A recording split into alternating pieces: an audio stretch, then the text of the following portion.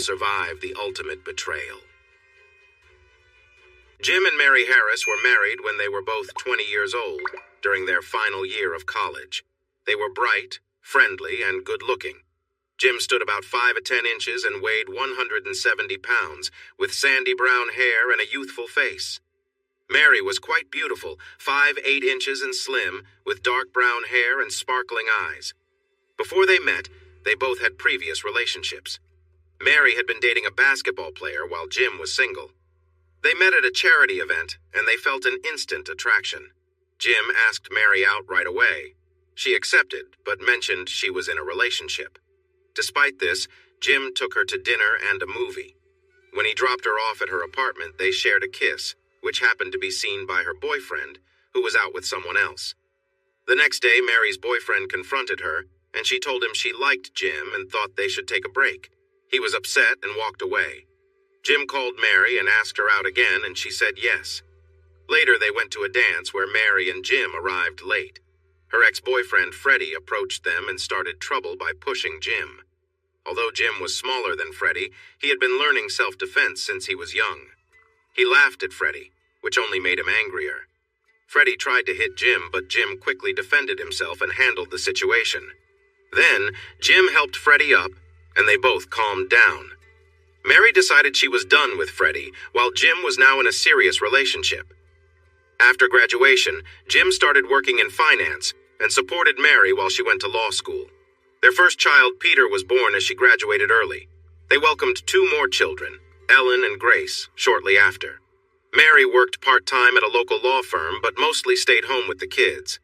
Jim did very well at his job in finance, and they raised their family in an upscale neighborhood near Washington, D.C. Over the years, Mary grew more settled in her life and work. When Grace went to college, Mary began working full-time at her firm and became a partner, showing great skill in handling complex cases. After more than 24 years of marriage, a new hire joined Mary's division at the firm. His name was Josh Logan. He was tall, strong, and very attractive, with curly blonde hair and blue eyes. All the women at the firm, including Mary, noticed him. Josh was friendly and flirty with the women, and while many flirted back, Mary didn't. She found him appealing, but stayed committed to her husband and family. Josh tried to catch Mary's interest, but she remained focused on her work and her life with Jim. He always complimented her on how great she looked and how smart she was. She would smile and say thank you, but not much else. It was Valentine's Day, and her company organized a dinner and dance at a local venue. Jim and Mary were expected to go, and they did. At this time in their marriage, Mary was still very attractive. She stayed fit by going to the gym every weekday, and she dressed nicely. Fashionable, but not too revealing. Jim, on the other hand, had put on some weight and was not very active. The most exercise he got was walking to and from his office, which was 2 miles each way. That kept him in decent shape, but he weighed 225 pounds and looked rather heavy. At the Valentine's Day dance, Mary introduced Jim around, although most people already knew him. Josh didn't, and they shook hands when Mary made the introduction. After dinner, Mary and Jim danced a few songs and then sat down at their table. Mary had a couple of glasses of wine and felt a little tipsy when Josh asked her to dance. She felt a flutter of excitement and agreed. Jim didn't seem bothered by it. The two danced a lively jitterbug. Mary danced well, and so did Josh. They danced closely during a fast-paced song, moving in rhythm together. It was innocent fun, but still a bit flirtatious. Others at the firm started to notice this, including Jim. Mary was just enjoying herself and found herself drawn to Josh. When a slow song came on, they moved closer to each other, which made Jim feel uneasy. He knew Mary worked closely with Josh and could sense the spark between them. It was clear for everyone to see, and it frustrated Jim even more. When the slow song ended, the band took a break. Josh walked Mary back to their table and thanked her for the dances. Jim shot him a blank stare. Josh smiled at Jim before walking away. Mary noticed the tension between Jim and Josh, even with the effects of the wine. "Jim, I might have gotten a bit carried away, I'm sorry. Josh is a good dancer," Mary said.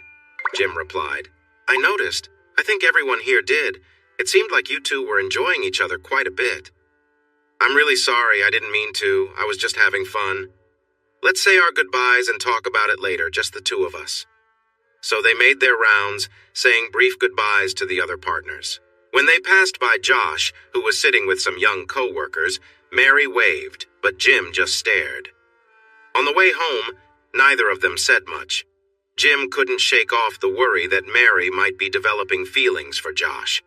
It was the first time in their 24 years together that he thought about this. Even if Mary wasn't involved with Josh now, they worked together closely, and it was clear there was mutual attraction. What if something happened between them? As they prepared for bed, the weight of the evening hung in the air. Mary walked in wearing a light nightgown. Jim felt attracted to her. He pulled her close, and she could feel his excitement. It was something she had missed lately. As he leaned in, she briefly thought about Josh, but then Jim pulled her nightgown over her head and took off his shorts. He was very excited. She reached out and touched him gently, feeling a spark that had been missing. Mary wanted to make sure he didn't finish too soon, so she gently guided him to lie down. She lowered herself onto him with a passion she hadn't felt in a long time. As they shared this moment, she found herself thinking about Josh again. Jim was filled with desire for his wife, but Mary couldn't shake her feelings for Josh. In that moment, something wonderful happened, and they both felt a deep connection they hadn't experienced in years. Afterward, they got up to clean up a bit. Back in bed, Mary snuggled close to Jim. "I love you. That was amazing. We should do that more often," she said. "Definitely. But what is it?" "Nothing," Jim replied. "Thanks for bringing excitement back into my life." Mary fell asleep, but Jim stayed awake. He couldn't stop thinking about how much Mary seemed to enjoy her time with Josh. He imagined them dancing together and wondered if they clicked better than he and Mary did. He knew he needed to make some changes for himself. The next morning, Jim woke up early, tied his sneakers, and went for a run. He ran until he was tired, switching between running and walking. When he returned home, Mary had made pancakes for breakfast. He ate one and then stopped. Mary noticed that Jim seemed to be starting a fitness plan, and she knew why. "Jim, you know that I love you. I might have danced too much with Josh last night, but I would never want anyone else but you," she said. "I had a great time last night, but I can't help wondering if dancing with Josh made you feel that way," he replied. Mary nodded. "I can't deny that those dances made me excited. But you were the one I was with. Are you spending time with him in other ways?" "Of course not. How could you think that?" "I saw the way you danced. It looked like you wanted to be closer to him. Were you thinking of him last night?" Mary paused, and Jim could see her hesitation. "I'm not blaming you, Mary. I just think many women might choose him over me," Jim said. "But that's not me. I always choose you. You know what I'm saying, Mary, and we both know it's true. You feel a strong attraction to him, and it's clear to everyone around you. You have to work with Josh every day. You know he's going to approach you now. What will you do? How long will it take before you give in to him? I understand your point. I need to think about this because even though I won't give in, people at work will talk," she said. "I'm going to get back into shape. Please don't let that guy get to you," he urged. "The only one who'll get to me is you," she smiled. Jim went to the basement and set up his old weight bench and a stationary bike. He exercised for an hour and signed up at a gym to practice his self-defense. That night, they shared a passionate evening. On Sunday, they went to church, and afterward, Jim watched basketball while Mary worked on a case. During dinner, which Jim made, Mary brought up the issue with Josh. "I've thought about how to handle Josh at work. I've decided we need to have a conversation on Monday morning. I'll tell him that Friday was a mistake and that he needs to stop flirting with me. I can't just ignore him. We're both working on a big case together," Mary explained. "I'm not comfortable with that. I think he'll keep bothering you until you give in." "Maybe I should talk to him instead," Jim growled. "No, Jim, what would you say?" "I'll tell him that there can be no more flirting or suggestive comments," she insisted. "Sure, that'll scare him off," he replied. "I'm actually pretty good at making people back off," Mary said confidently. "You're scaring me a little now," he admitted. "I promise nothing will happen." "Okay, but I want updates from you every day and no excuses," he said. "Deal," she agreed. That night, they shared a deep connection, but Mary found herself thinking about Josh more than she liked. This worried her. Even with her strong front in front of Jim, she felt unsure about resisting Josh, but she was determined to stay true to her commitment. The next morning, Mary walked into work and asked her assistant to get Josh for a meeting right away. Only a few minutes passed before he arrived at her office. "Sit down, Josh. We need to talk about Friday night. It was a mistake. My marriage is not in a great place, and Jim was really upset. He felt embarrassed by what happened," she began. "I'm sorry if he feels uncomfortable," Josh said nonchalantly. "I wasn't thinking about him. I wanted to focus on you. I've been interested in you since I started here. You must have noticed that. I'm married and love my husband. I'm not looking to pursue anything with you. While we're working, you can't flirt with me anymore in public or private," she stated firmly. "If you do anything that could hurt the firm or anyone involved, I'll end our work on the Angel case. You'll have to handle other types of cases from now on.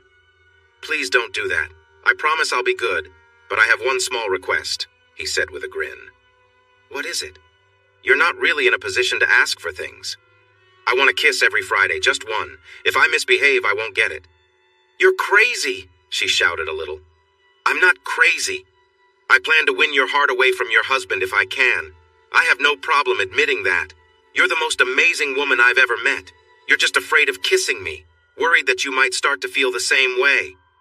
"I am not afraid," she insisted, sounding almost like a child. "So is it a deal?" "Okay, it's a deal." Josh got up and left the room, feeling pleased with how the meeting went. Mary, however, realized she might have been tricked. She was supposed to report to Jim daily about what was happening with Josh, but there was no way she could tell him about the promised kiss. She felt guilty, but also a rush of excitement that she found hard to resist. That morning, Mary was called into the office of the managing partner, Harry Weiss. "Please sit down, Mary. Would you like some coffee?" Harry asked. "No, thank you. What's going on?" "I need to talk about your relationship with Josh. I'm quite worried about what I've seen and where it may lead. Maybe you should be separated." Mary looked down and said, "I can't deny there's some attraction between us, but I'm determined to keep it under control. We're adults, not kids. I told Josh this morning that there can't be any more flirting. He understood. We really need to focus on the Angel case now, which is nearing an important conclusion." Harry replied, "Is it really necessary? Is it a problem for you two to continue working together after the Angel project? That could create issues." "I want to say it isn't a problem, but I can't." "Okay, we'll think it over. I expect to speak to Josh later today, and I'll give him a warning. He's not a partner here, but you are. I believe he's more responsible for this situation than you. How he responds in the coming weeks will be important for his future here." Mary left the meeting feeling somewhat reassured, but maybe it was a bit too hopeful. After lunch, Josh entered Harry's office. Josh was nervous. "Hello, Mr. Weiss." "Hi, Josh. I think you know why you're here. Is it about Mary?" "Yes, I need to ask you to stop trying to charm her. You might say that's not what you're doing, but we were aware of your tendency to get too close with attractive married women when we hired you. That's actually why we paired you with Mary, hoping she could keep things professional. Clearly, we were mistaken. Her husband is a friend of mine, and he was very embarrassed last Friday." "Not good," Josh replied. "Mr. Weiss, I was really drawn to Mary. It had been building up, and on Friday I decided to ask her to dance to see if she really was as distant as she seemed since I arrived. As you saw, she wasn't. I got a bit carried away, and I didn't mean to embarrass anyone or make her husband uncomfortable." "Josh, you've done a great job with Angel, and you'll keep working on Mary's case. But once it's done, maybe consider a small change in your role. If that doesn't work for you, it might be time to look for something else." "I understand. Thanks for letting me know. I promise I won't try to pursue Mary at all. I can do that even if it's not easy." "All right. You and Mary will be kept an eye on. Now get back to work." Josh and Mary didn't see each other for the rest of the day. But as Mary was leaving work around 6 p.m., she ran into Josh coming back from a meeting. They stepped aside for a moment. Josh said, "I had a talk with Mr. Weiss. I'm in a bit of trouble. It's kind of like being on probation." "I had a meeting too. Not as serious, maybe. I guess our plan is off the table." "No, we made a deal and I intend to keep it." Josh smiled at her, but Mary felt flustered. She turned and walked away without saying anything more. That night, Josh had a date with a young woman he met at a club. They went out to dinner and then returned to his place where they enjoyed themselves. But while he was with her, thoughts of Mary kept creeping into his mind. He was worried because he had never felt so captivated by someone before. He tried to distract himself, but nothing worked, although his date was happy. Meanwhile, Mary went home to find that Jim had cooked a lovely dinner. Fish and vegetables with a glass of white wine. She noticed that Jim looked better, maybe a little slimmer. Mary said, "I wonder what inspired you to start cooking. I'm not complaining, though." "You know why. I'm trying to make our marriage better. Just putting in a little effort," Jim replied. "Jim, you don't need to worry. But if I keep getting good meals, well, you might have less to worry about." They both laughed, but Jim felt a bit uneasy, while Mary felt more in control, and she liked that. "What happened at work?" Jim asked. "I talked to Josh and made it clear he needed to stop any pursuit of me." He agreed. "Then Harry called me in and I assured him I wouldn't let any problems come from Josh. Later, I think he had a talk with Josh and basically warned him, so I hope it's settled now." Jim seemed unsure. "Okay, I still feel uneasy knowing you and Josh are drawn to each other. Maybe it's just that you're so attracted to him. I feel vulnerable." "You're not vulnerable at all. Since the dance, our time together has really improved. But that's because you're thinking about him. What does that matter? You're getting all the attention, and he's not getting any. Maybe that's true if you were daydreaming about a movie star, but Josh is right there with you every day. I feel uneasy about you. I can't help it, and I won't pretend otherwise. We'll just have to deal with this. In a couple of months, this case will be over, and Harry says he'll keep us apart. Well, just as long as Josh doesn't get too close. He won't. He has a job to consider. And Mary, I don't mean to be harsh, but your marriage is at stake too. I wouldn't be okay with you being unfaithful, especially with all these warnings showing up." "Okay, I understand." Mary was surprised by Jim's words. She wondered if he really meant it. Would he truly end their marriage if he found out she had feelings for Josh? The thought worried her. She knew she was at risk of falling for him. If Josh kept trying, she feared she might give in. After their brief talk, she thought he probably would keep trying. He wouldn't back out of the deal. On Friday, if he acted nicely, she owed him a kiss. That night, as Jim and Mary went to bed, she was still thinking about the upcoming kiss. Her mind wandered further. She caught herself wondering about Josh in a way she shouldn't. She turned to Jim and expressed her feelings. He welcomed her affection, knowing exactly what was on her mind, and she knew he could tell. It didn't seem to bother her much, though. She found herself feeling excited, and Jim was there for her. Each time she felt happy, she imagined it was Josh's presence. Jim was aware of her thoughts, which bothered him a little, but not enough to turn her away. The next day at work, Jim thought hard about his situation. He decided he couldn't trust Mary not to fall for Josh. He felt this needed more attention. He went to see a private investigator. Mick James listened to Jim's concerns. He thought about how to keep an eye on Mary at the law firm. He believed if anything happened between her and Josh, it would be at some private spot at work. Maybe they would take a long lunch and she'd say she had to work late. But then again, maybe she wouldn't. He provided Jim with a phone app to check Mary's phone and a program for her home computer. He suggested putting a GPS on her car and Josh's car. He even had a small recording device to slip into her purse. But he cautioned Jim that despite all this, they might still miss something critical. Mary's week went by quietly. Josh was always respectful. Their exchanges were formal and lacked emotion, very businesslike.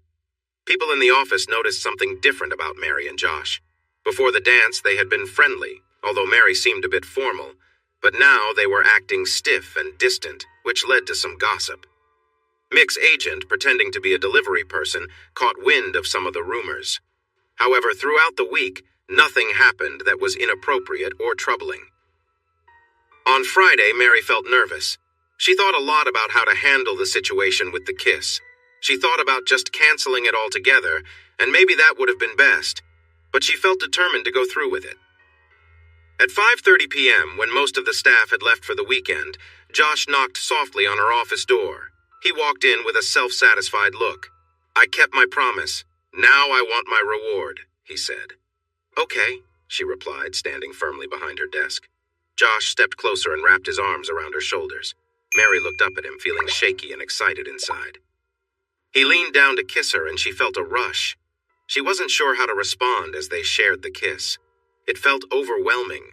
Her emotions took over and she gasped slightly. After the kiss, Josh stepped back, and Mary felt a mix of confusion and surprise. "See you next Friday," he said with a grin as he walked out. Mary was left in shock. She realized that if Josh returned next week, things would be very different. She felt a thrill and a bit of fear at the same time. Trying to calm herself, she changed into a different blouse from her closet, one that looked just like the one she had worn earlier. Then she headed home, working to gather her thoughts. Unknown to Mary, the kiss was recorded by a device in her purse. Jim, her husband, wouldn't see that recording until later that night, as the device sent information to his computer at a scheduled time. When Mary got home, Jim had made dinner again, rice and chicken with vegetables. She thought about how she had an unusual arrangement. She could enjoy her time at work and still come home to a nice meal prepared by her caring husband. Instead of guilt, she felt a strange sense of empowerment. "How was work?" Jim asked. "Great, we're making good progress on the case," she replied. "What about with Josh?" he probed. "No change.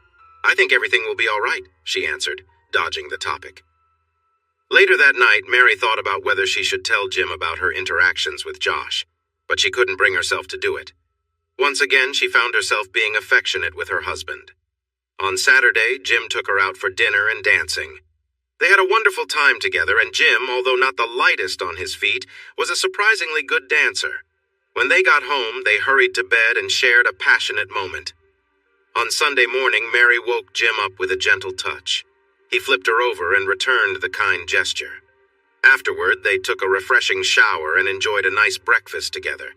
But Jim was feeling uneasy. He thought Mary's strong energy might mean something troubling was happening at her job, despite her reassurances. He remembered the recorder he had left in her purse. Once he finished working outside, he showered again.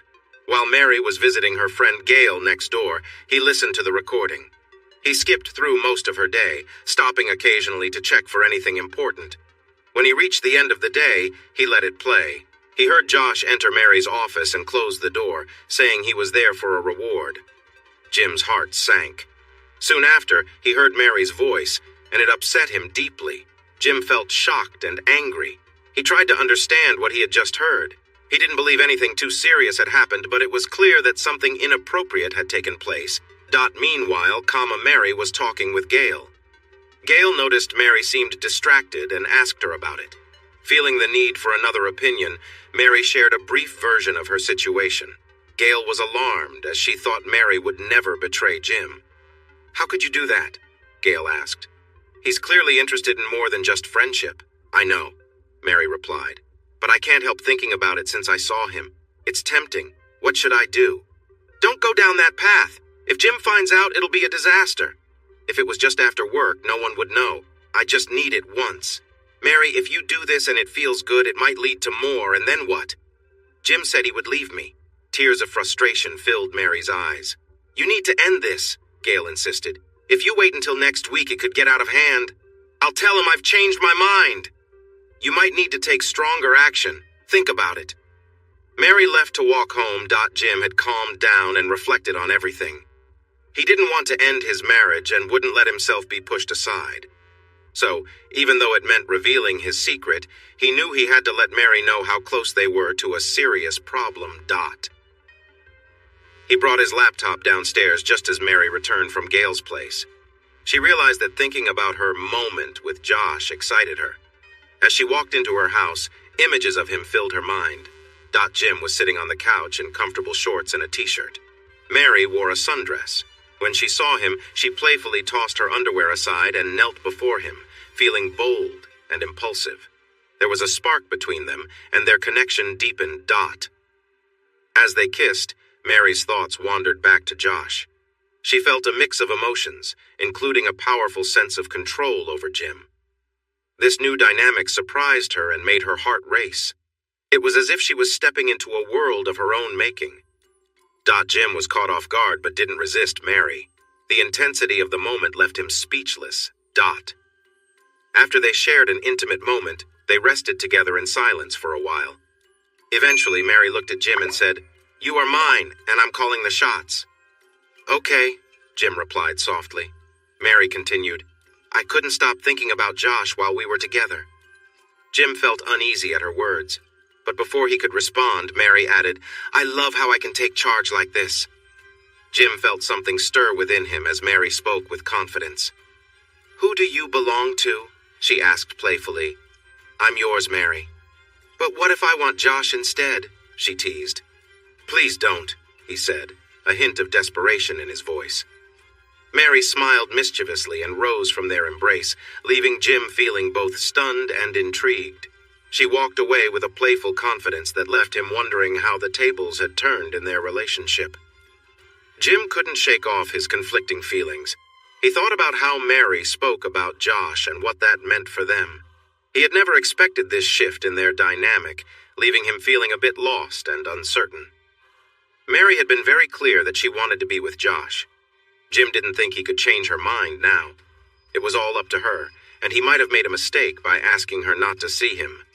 What would happen if she did it anyway and didn't even try to hide it from him? The thought of Josh winning by getting closer to his wife filled him with anger. But at the same time, the idea of Mary being in control of the situation was strangely exciting for him. He felt lost about what to do. While Mary was in the shower, she considered everything that had happened. She had taken charge of the situation, and her husband had pleaded with her not to be with Josh. He hadn't demanded it. He had begged her. That thought made her feel thrilled. When she got out of the shower, she put on a pretty sundress and went downstairs barefoot. Jim was wearing shorts, but nothing else. She smiled at him and motioned for him to join her in the kitchen. They exchanged looks, full of tension. Jim asked, "Are you going to go through with it?" "I think I will. It's my choice, so please stop pleading." "We might never be the same." "Will we ever be the same now?" Jim looked down, unsure of how to respond. Jim continued, "What happened on Friday? I know something did. I agreed to let him have a kiss if he behaved all week. He came in, kissed me, and got very close until I felt overwhelmed. After that, he left, and I took care of myself, then came home, and we were very close together." "What will happen next Friday?"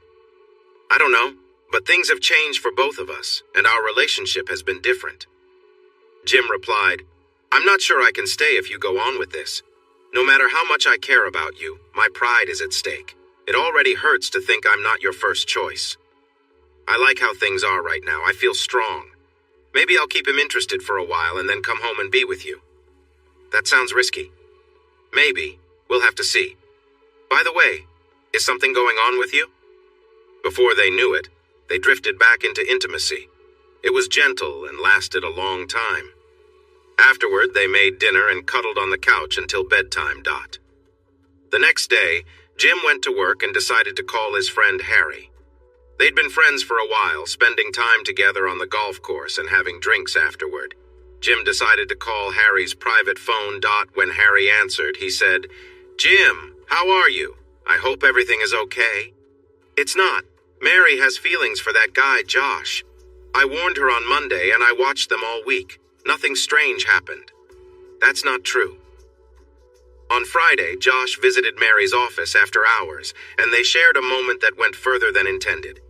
"How do you know this?" someone asked. "She told me. She seemed different all weekend, and I guessed something had happened. She explained that there was an agreement. Josh would give her space all week, but he got a kiss on Friday for being good, and it led to more. I need to do something about this.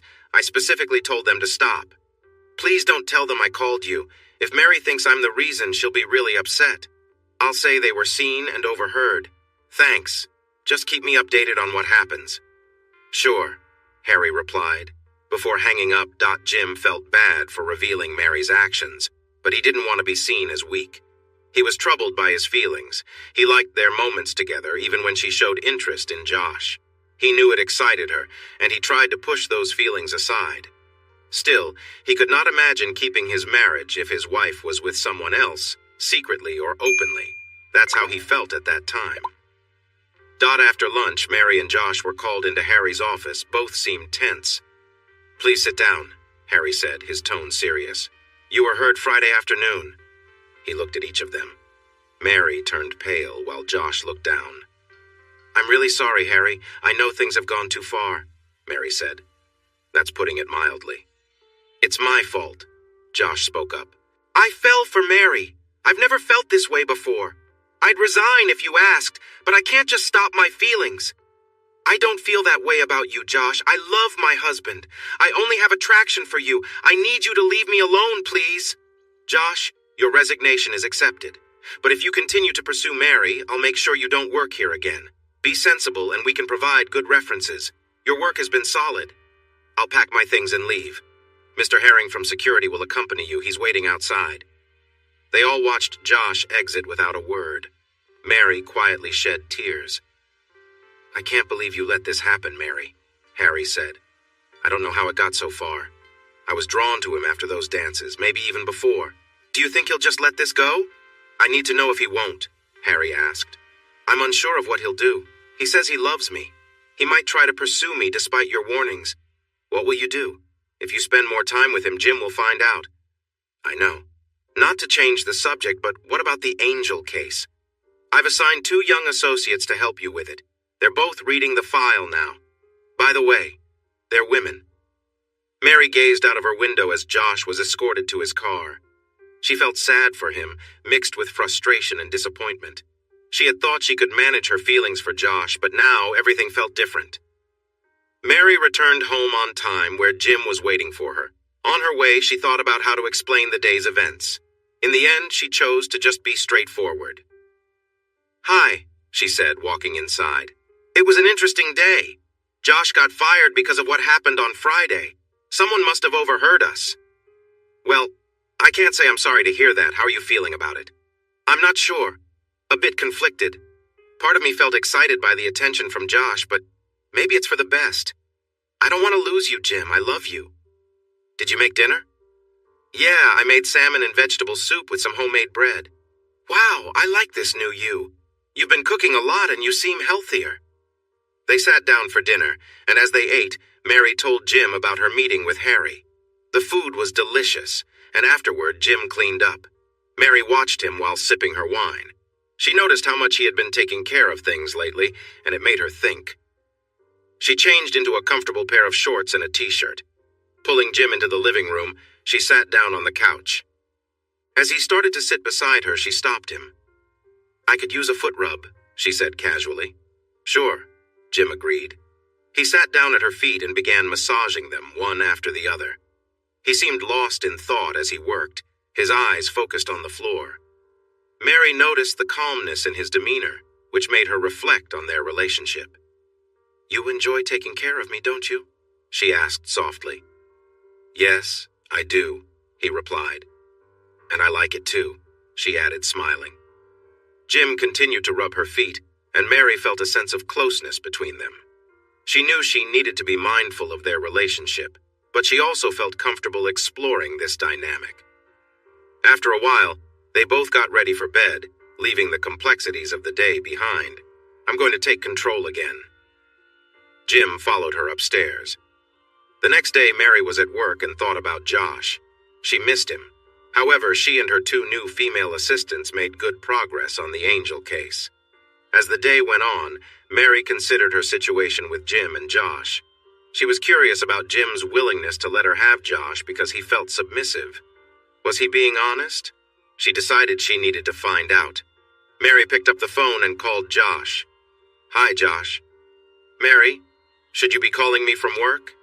Josh, I've thought a lot about you and how you feel about me. I need you to know that I don't love you. However, I do feel a strong attraction toward you, unlike any I've felt before.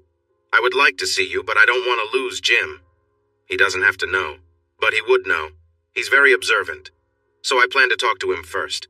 I'd like to go dancing with you on Friday night and then come home Saturday morning, but I want this to be a one-time thing. I'll be glad to take you out, and if it happens, I doubt it will be just once.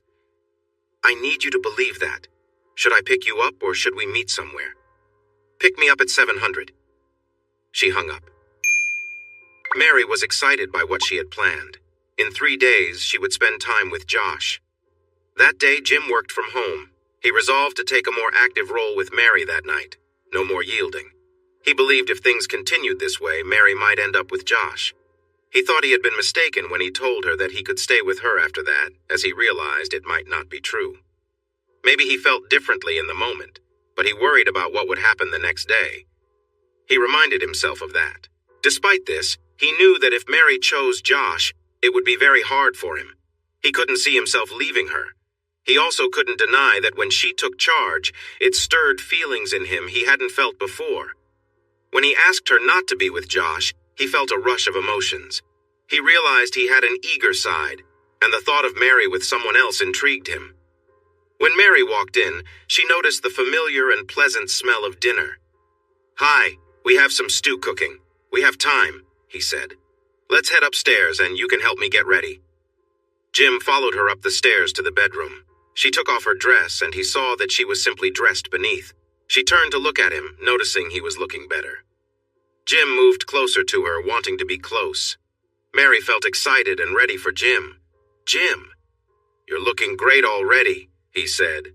He picked her up and held her close. He made her feel cherished. She wrapped her arms around him, feeling secure. Jim held her firmly, surprising Mary with his strength. She never knew he could be like this, and it both amazed and thrilled her.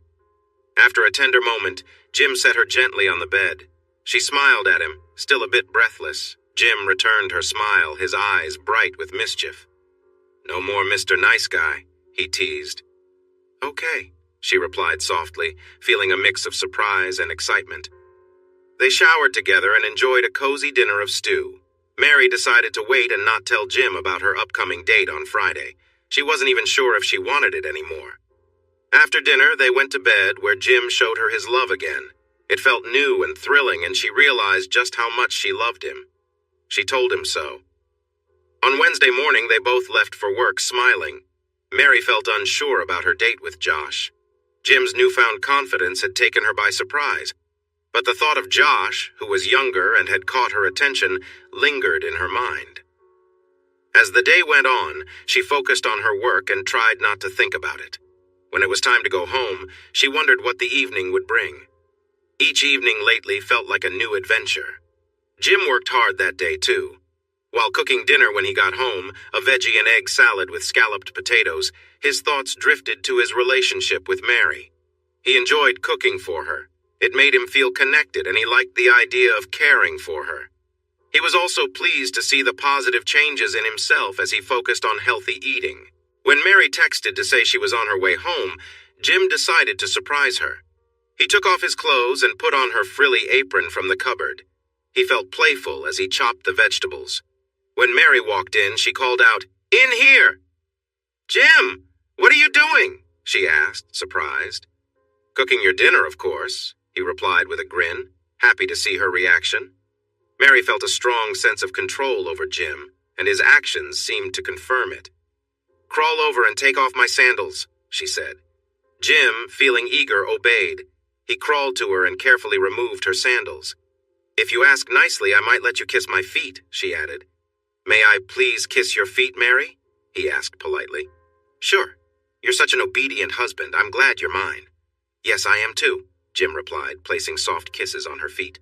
"That's enough for now," she said. "Go finish cooking." "Yes, Mary," Jim replied as he headed to the kitchen. Jim had been reflecting on his emotions when he had been more assertive with Mary earlier. He realized that he had been imagining someone else in his place, which stirred something deep inside him. This realization left him feeling uncertain, but he still found himself quietly returning to his submissive role, preparing dinner. Mary sipped her wine while Jim cooked. As they ate together, she decided to talk about the change she had noticed in him. "Why have you gone back to being so submissive?" she asked. "I'm not entirely sure," Jim replied, avoiding the full truth. "I just felt something stir in me while I was cooking. It makes me feel different, like I'm meant to serve you." His words surprised her, and she felt a spark of excitement. The dynamic between them seemed to be shifting. "Is that so?" she replied. "On your knees."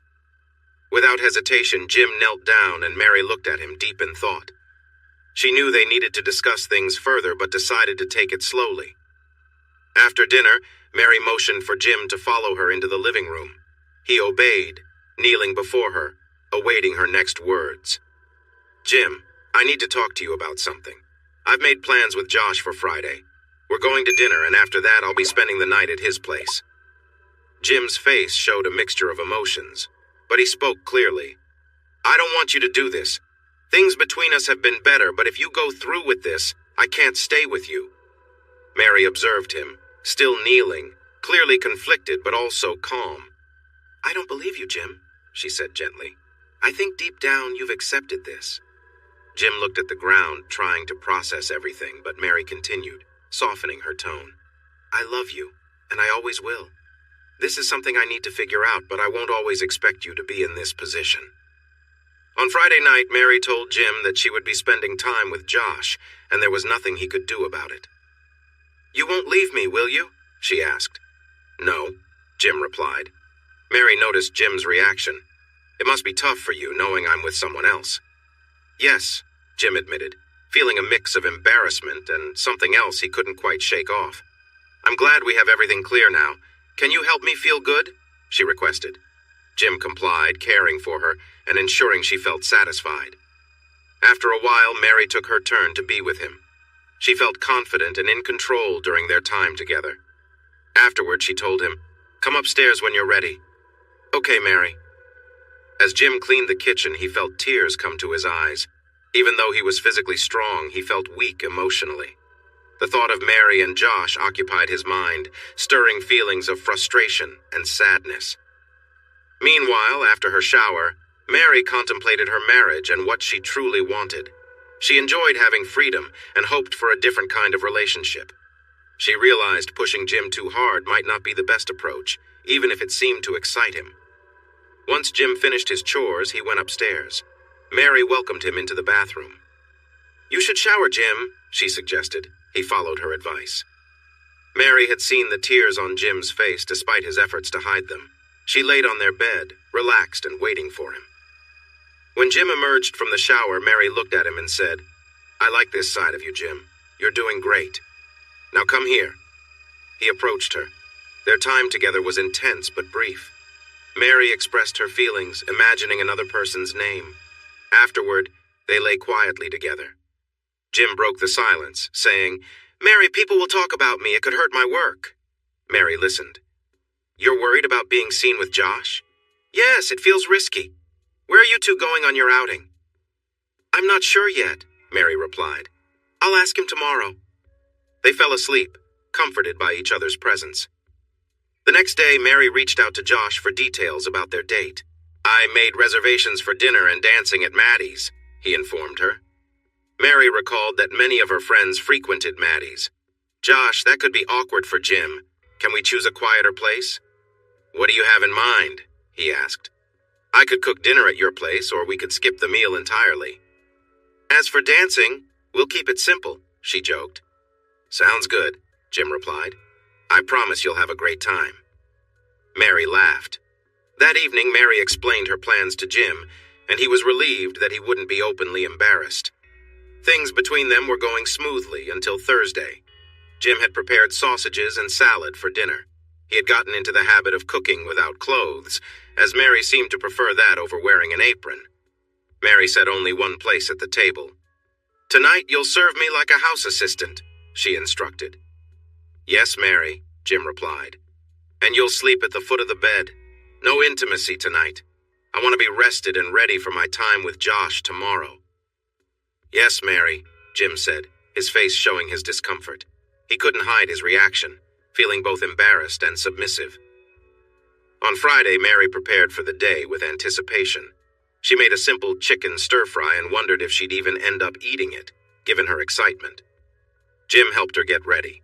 She chose a simple dress and heels, applying a light perfume.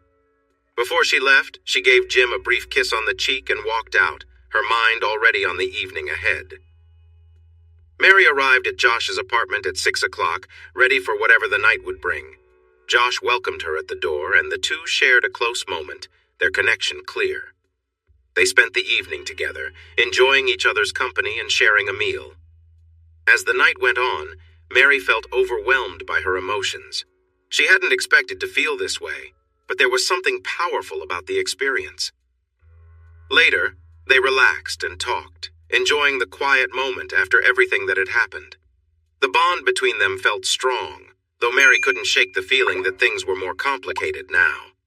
Afterward, she got up and cooked the stir-fry, serving it to Josh. They ate in comfortable silence, exchanging glances that carried more meaning than words. "Mary, tonight was incredible," Josh said with a smile. "It was for me too," Mary replied, feeling both satisfied and reflective. As the evening came to a close, they shared one last intimate moment before falling asleep, exhausted but content. Josh woke her up and they shared a moment together. After that, he got up, took a shower, and said, "I'm making breakfast. You should shower too." He prepared eggs, sausage, and toast. Mary felt very hungry. She was still not dressed, while Josh wore gym shorts. Mary said, "I need to go home soon, Josh. It has been great." He picked her up and carried her back to the bed for some more time together, and they both felt very content. Mary got up, put on her dress, and found her shoes. She gave Josh a kiss as he lay in bed, saying, "Thanks." Then she left. On her way home, Mary felt anxious. She wondered what would happen now. The feeling of freedom she had might not last long since she was facing the reality of her choices. Talking about being open is one thing, but actually doing it is another. Jim had a tough night. He realized his own weaknesses had opened the door for Mary and Josh, but he also felt she had been careless. The more he thought about it, the more troubled he became. So what if he had a quiet side? Why did she choose to be with someone like Josh? He barely slept. He got up, dressed in jeans and a t-shirt, packed a bag, and took some money from the safe. He paced the floor before getting into his truck and driving away. He had no plan, only feelings of heartbreak. Josh drove west all day, not stopping until he needed gas. He grabbed some coffee and a snack and kept going. He found himself in a small town off the interstate in Iowa as night fell. Without a phone, he bought one and called his workplace to let them know he would be away for a while. His longtime assistant, Eileen, would run things in his absence. He rented a room at a roadside inn. The staff took his card, and he didn't worry about Mary finding him. She had no way to reach him. Mary got home by late morning and immediately noticed Jim's truck was missing. It was Saturday, so he sometimes played golf, but she started to feel uneasy. When she tried to call his phone and it rang in the living room, her heart sank. She realized Jim had likely left. Overwhelmed, Mary sat down and cried for about an hour until she felt spent. Afterward, she took a shower. She wanted to feel fresh and avoid any reminders of what had happened. She tossed her dress away and cleaned herself thoroughly. Then she lay on the bed, finding it hard to sleep peacefully. Eventually, she decided to call Jim's mother, Edith, in Maryland. But Edith hadn't heard from Jim. Her husband had passed away 2 years earlier. Edith asked Mary why she didn't know where Jim was. "Edith, I made a mistake, and I think Jim has left me. But it will probably be okay. Please don't worry too much," Edith responded. "Oh, Mary, after all this time, what happened? Did another man get involved?" "Yes, but it's complicated. I'm really sorry, Edith.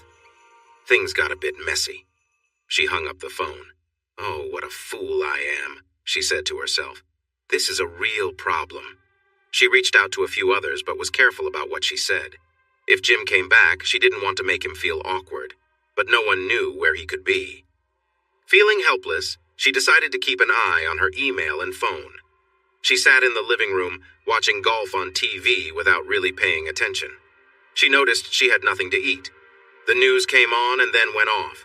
A PBS documentary started and then another. Still no news. At 10 o'clock, she went to bed but slept poorly. The next morning, Sunday, Mary looked for ways to pass the time. She tried to get some work done, but it didn't help.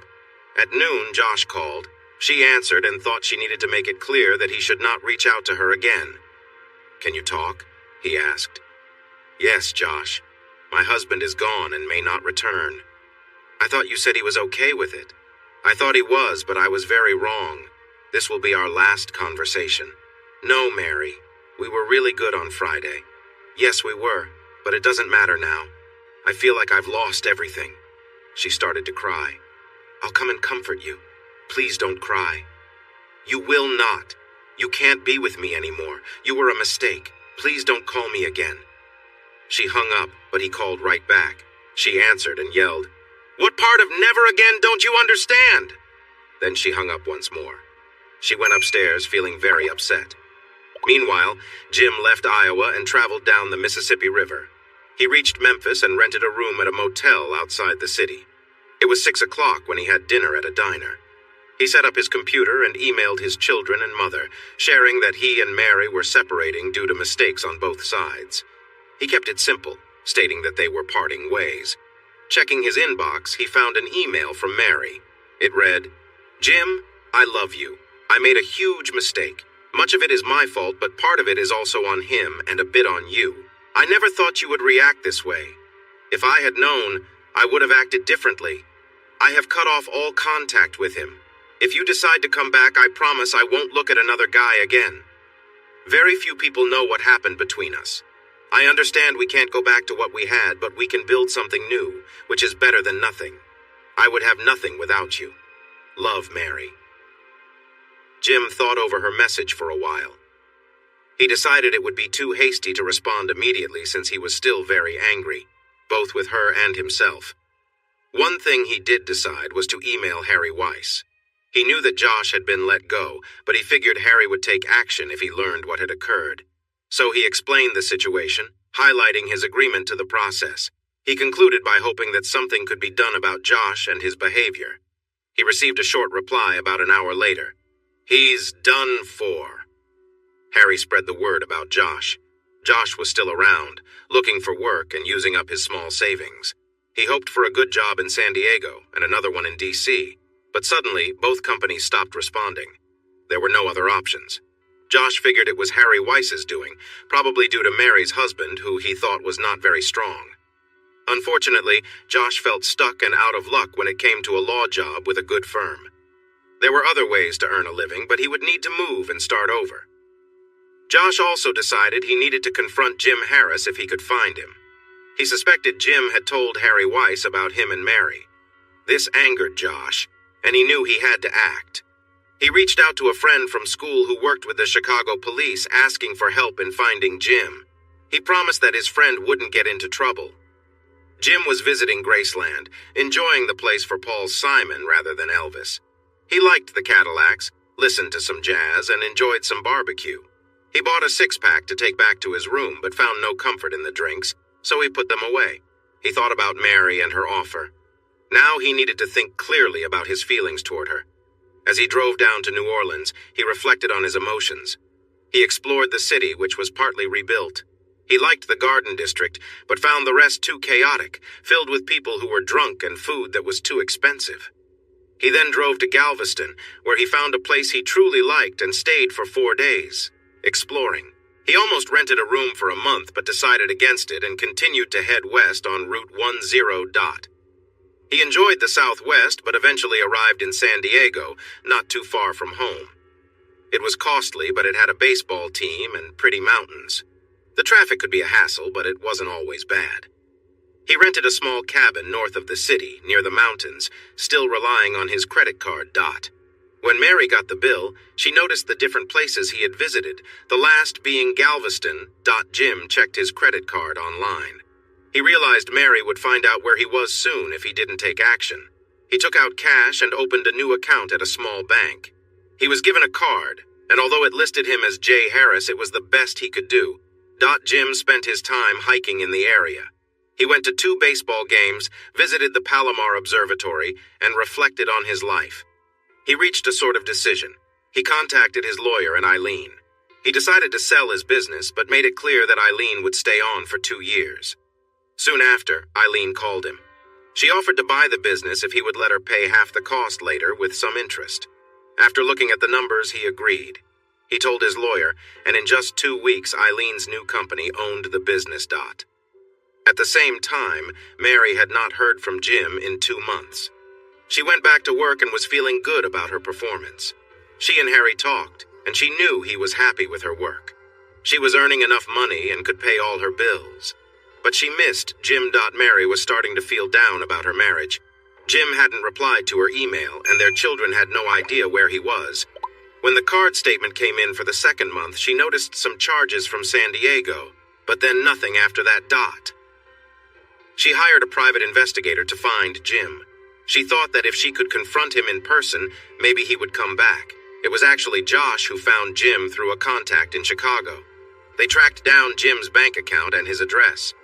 After thinking about it, Josh decided to go to San Diego. He felt that Jim had messed up his career and he needed to face him. Jim was staying in a cabin when the owner offered to sell it. The cabin had 5 rooms and was located on 12 acres. Jim had money from selling his business and an income from the loan, so he bought the cabin. He did this because he felt he could never go back home. He liked the area and the peaceful surroundings. Jim realized that buying the cabin might let Mary find out where he was if she looked for him. But he had made up his mind. He could never go back to their marriage. This thought became clearer for him as he reflected on what happened with Mary and Josh. From a distance, he could see how Mary took advantage of a weakness he had to get what she wanted. He felt he had allowed it to happen. He considered himself weak, but he also saw Mary as someone who had been very cunning in her actions. Mary's email had said she wouldn't have acted the way she did if she knew how he would feel. Jim wasn't so sure about that. He believed she loved him, but in the end, she chose her own happiness over their relationship, even knowing he was uncomfortable about her relationship with Josh. Mary eventually found out where Jim was through her investigator. When she learned he had sold his business, she felt shocked. Although she had never been part of it, the sale seemed like a big step away from the life he used to have. Josh had moved on, taking a significant step by buying a place in California. Mary decided to visit him, hoping for a chance to reconcile. She booked her flight and informed Harry of her plans, leaving Dulles Airport the next day. Meanwhile, Josh also left from Dulles that same day. He had his plans in place and took an earlier flight to San Diego. Once there, he rented a car and drove towards Jim's cabin. On the way, he stopped at a hardware store to buy a tire iron and a folding knife. He was determined to confront Jim. Josh had served in the Marines and felt confident in his ability to handle himself. He intended to catch Jim off guard. Mary rented a car as well and planned to reach Jim's cabin around 3 in the afternoon. She knew Jim usually spent his afternoons there. Before arriving, Josh had examined Jim's property using Google Earth. He noticed a small dirt road that led above the cabin. He drove along that road slowly, creating a little dust as he went. Jim had a daily routine at the cabin. He would run or hike in the morning, catch up on the news, eat lunch, and then work outdoors in the afternoons. He split firewood for the winter and repaired fences while also restoring an old barn. Jim had been keeping himself fit and was pleased with the progress he was making. Each evening, he would work out on a fitness course he had set up. This included climbing a wall, navigating through tires, swinging across a small area, and hitting a heavy bag in the barn. He dedicated time to these exercises 3 times a week. Jim's neighbors were spaced out, living about a mile away. He had met both families, had dinner with them, and enjoyed their company but appreciated the distance. As Josh approached Jim's property from a spot about 100 yards away, no one noticed him. He planned to enter through a line of trees, needing to cross an open space to reach the barn, although there was some cover halfway. Dressed in sweatpants and a lightweight hoodie with a mask on, Josh was prepared. The knife was secured at his side, and he carried the tire iron as he used binoculars to survey the area. He saw no movement, but heard some noise coming from the barn. Perfect. Josh ran to the back of the barn and stopped. He quietly moved to the front, where he noticed a door was slightly open. The noise continued inside, along with some frustrated words. Josh thought there had been an accident. He heard footsteps coming toward the door. He pressed himself against the wall next to the door and waited, holding a tire iron ready to swing. He decided he wouldn't hold back. He was going to hit Jim hard and find out what would happen. Jim was in the barn working on a piece of wood he had found. He was using an axe to shape it. However, when he swung to cut a knot from the wood, he missed a bit and it split. "Ugh," he complained, frustrated with himself and the wood. He decided he needed a tool to fix the split, so he put down the axe and went to get it from his house. Mary arrived at Jim's place around the same time. She drove up the road and parked in front of the house. She knocked on the door but got no answer. Hearing some noise from behind the house, she headed that way and recognized Jim's frustrated voice. It was a sound she was familiar with. As she walked around to the back of the house, she noticed someone in dark clothes, holding something about to strike Jim, who was coming out of the barn. Jim heard a loud scream from near his house. "Watch out, Jim!" Jim turned just in time to see the tire iron coming toward him. He ducked. Josh was startled by the scream, but there was no time to stop. He aimed to hit Jim hard, but Jim ducked and Josh ended up hitting him on the shoulder instead. Jim spun around and fell to the ground. He quickly got back on his feet, wanting to get away from his attacker. Now, Josh was determined to catch Jim and whoever had screamed. He saw Jim escaping and ran after him, swinging the tire iron. But Jim, even though hurt, was fast. He pretended to go toward the house, but when Josh followed, Jim dashed into the barn. Mary's scream had warned Jim. She started running toward the two men but saw Jim get hit. Then she saw him rush into the barn with Josh right behind him, swinging his weapon. Josh entered the dark barn and swung the tire iron several times, connecting with Jim once. He kept swinging hard. Jim reached the wood just before he was hit again, grazing his same arm. He rolled over the wood, resting on two sawhorses, and grabbed his axe. As Josh climbed over the wood, Jim swung the axe. The axe hit Josh in the leg. Josh yelled when he felt the pain. He had never experienced anything like it, but he was too far along to turn back now. He was determined to confront this guy. Josh rolled away from Jim and the axe. He had lost his makeshift weapon. He took out a knife and started to back away from the barn, hoping to defend himself at the doorway. His leg hurt badly, and there was a lot of blood. He paused just outside, moving to the right. Jim felt connected to some part of Josh, but wasn't sure how badly he had hurt him. He was certain of one thing. He wanted to finish this. He moved forward slowly as he watched Josh limp out of the doorway. Jim kicked the doorframe, causing it to shake. Josh reacted to the noise and lunged around the corner, aiming his knife at Jim. Jim struck Josh with the flat side of the axe, hitting him on the head. Josh staggered away from the barn and collapsed, unconscious. Jim ran outside. He found Josh on the ground. He looked closer and was shocked to see Mary. He hurried to Josh, pulling off the hoodie and mask. It was Josh. Jim stepped back from Mary, startled. "Did you bring him here?" Mary replied, "No," I screamed. "I can't believe he did this. My God, Jim, you can't think I would agree to this." Jim asked, "Was there a car here when you came?" "Your truck. No other car."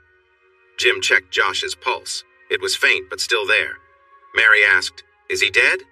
Jim responded, "Not yet. He's losing a lot of blood. It might take a while before help arrives."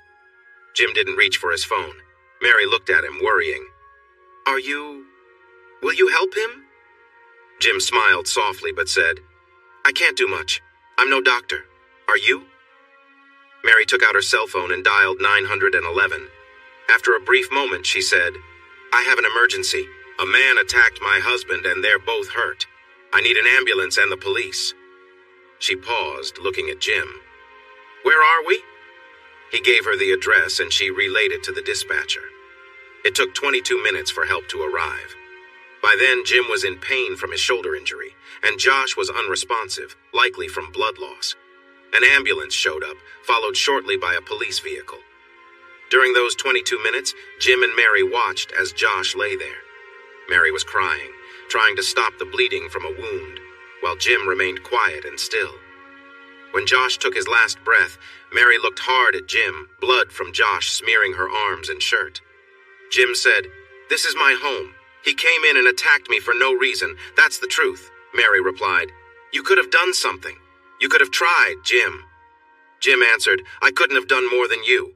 Maybe kept him here a little longer. I didn't owe him anything. Actually, that's not accurate. I owed him what I did." Mary walked to the front of the house. Soon, when he heard the sirens, Jim followed her. The paramedics checked on Josh and left him where he lay. They assessed Jim's shoulder, finding a large bruise on him.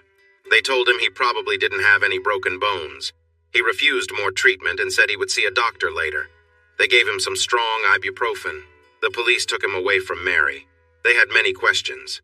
The first one was where Josh had come from. Jim guessed he had come down from the dirt road up the hill. An officer found the rental car there. Jim told the police the whole story, including the issues in his marriage. He did not mention his willingness to forgive. He shared what he knew about the attack, and everything he said matched what Mary reported. He was taken to a police station far away and gave a formal statement. Afterward, they offered him a ride home. He asked about Mary. She had been released earlier. Jim left the station and they drove him home. When he arrived, he saw Mary's rental car parked by the porch. She was sitting there with her feet on his table. He went over and sat down next to her. "Why are you still here?" "I came to talk. I still need to talk. I'm so sorry for all of this, Mary. I got your email, but it won't work for us now." "Oh, Jim. It was only one night. Just one night out of more than 20 years. Why can't we move past it?" "Because you took advantage of me. You used my weakness. And honestly, I think you could do it again. I couldn't control you if you didn't want to. Can't you resist me if I tried?" "I might hurt you, Mary." She looked pale and turned away for a moment. Then she looked back. "I would take that chance, Jim." "I wouldn't take that chance, Mary. It's over. I have some good feelings for you, but I also have anger and regret. Seeing you just reminds me of that. I don't think that will ever change. So, I have to leave?" "Yeah. I know it's late, but I can find you a room at a motel down the road. I don't feel comfortable with you staying here." So that's what they did. She came for breakfast at his invitation, and they talked about the details of their separation. Mary left and flew back to D.C. that afternoon. The divorce went smoothly. After that, Jim started a new business in San Diego County, similar to his old one. It was successful, but he didn't worry too much about it. He focused on improving the property. Eventually, he started dating a woman named Ethel Merton who moved in with him. They got along well in most ways. Jim never hinted at his more vulnerable side. He knew it still existed, but kept it hidden. Ethel was his age and also divorced. She was cheerful and friendly, which sometimes annoyed Jim, but she was wonderful to be with. Mary worked at her law firm for 10 more years before retiring. She had some connections and she had a couple of casual relationships, but she never found another Jim, although there were a few men similar to Josh. In her late 50s, she enjoyed traveling on cruise ships. She enjoyed her way of living and the places she visited. Loneliness often stayed by her side. Jim and Mary met during holidays when the family got together. They were friendly but kept some distance. The only time they truly connected was when they played with their grandchildren. In those moments, they shared laughter and joy. Thanks for watching this video. Don't forget to subscribe to Infidelity Plus to stay updated with more captivating tales of infidelity and payback. Turn on notifications so you're the first to see our latest content.